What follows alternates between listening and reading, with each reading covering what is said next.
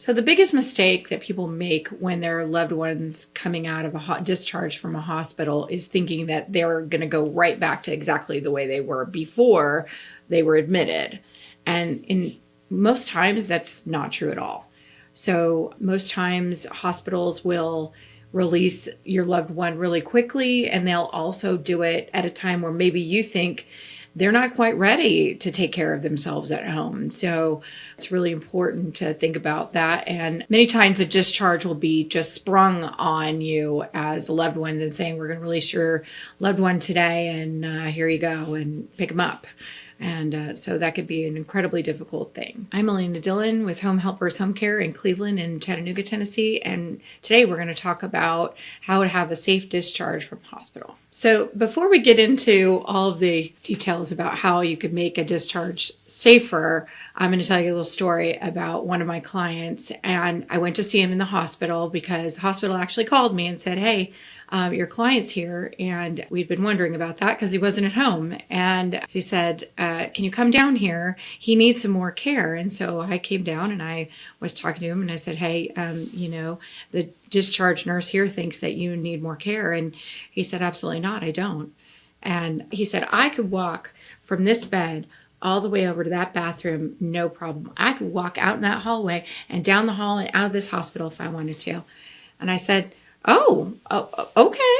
And about 2 minutes later, a nurse came in and he waved at the nurse over and he said, hey, I can't walk. Can you help me to the bathroom? And that nurse came over and helped him right to the bathroom. And I just stood there. And I thought, what? So even patients might not realize or understand why they need help after a hospital discharge. I think they think once they're out, they're going to be better, magically be better. Even after this, several times this client was in and out of the hospital. No surprise that he was in and out of the hospital. But to avoid this, we're going to talk about how to avoid and have a safe discharge from a hospital. To avoid ending up back in the hospital, here are some steps to follow. Number one, plan ahead. You have to start planning for the discharge almost from the time that your loved one, you or your loved one's been admitted. I know that sounds crazy, but it can be a really stressful time. And so you have to start thinking about what's going to happen as you go. So having conversations with your discharge planner or the nursing staff and the physical therapist and ask, what is the likelihood of your loved one being discharged soon? When might that be? And what is that going to look like? What kind of state might they be in? How much care are they going to need?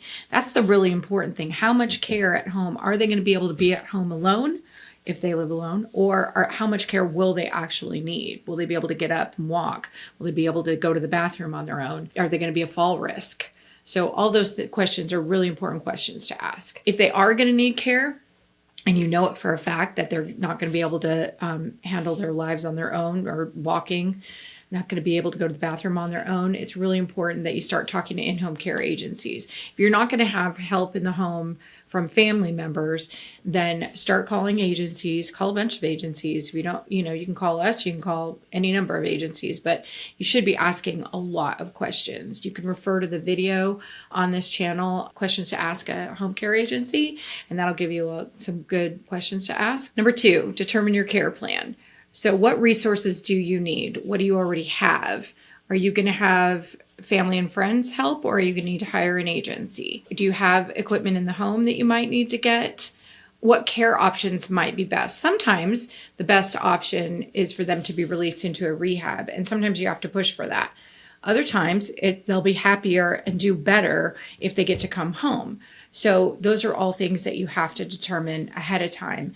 And you have to be your loved one's advocate. You have to ask lots of questions and ask if that is reasonable and what kind of state are they going to be in when they come out. So that's important. Number three, prepare the home.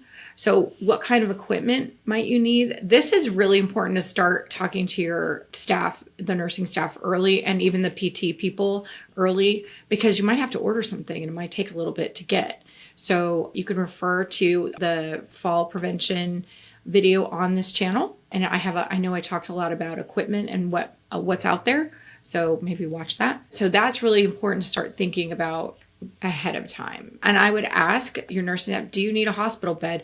I think a lot of people think they don't want that because it is upsetting for their loved one, or they think they're never going to come out of it. They're always going to have to be in a hospital bed. And that's not true. You know, you can lease them, they come and go. It's not a big deal, but they are super handy. So if you need that, you need to get that in place. And a doctor actually has to, for Medicare to pay for that, doctor has to write an order.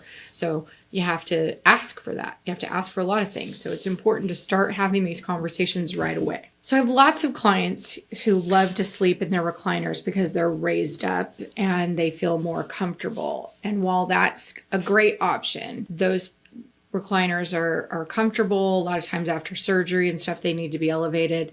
But ultimately, if your loved one is not walking and not going to the bathroom on their own, they need a hospital bed. They need to be bathed and they need to be changed, and that can't happen in a recliner. I've had this experience several times where they think the loved one is going to be better off in a recliner.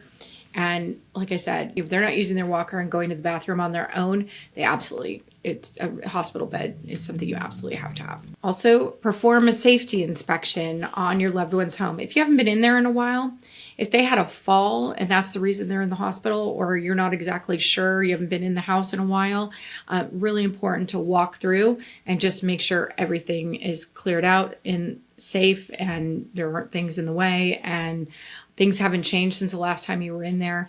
All the fire alarms are working, all of the rugs are not loose, all the things. So if you'd like a free in-home safety inspection, we can do that. Number 4, get care.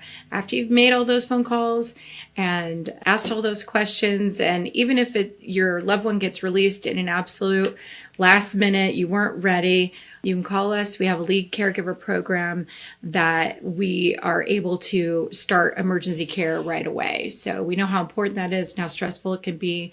Please feel free to call us for that. Number 5, follow-up care. So it's really important that your loved one gets reevaluated for how the care is going. So we have a procedure in place in our agency to make sure that we are checking in, going over the care plan, and making sure everything is in order and that what needs to be done is getting done. And if there's any changes that need to be made, we make them. To learn more about working with us, go to the website below.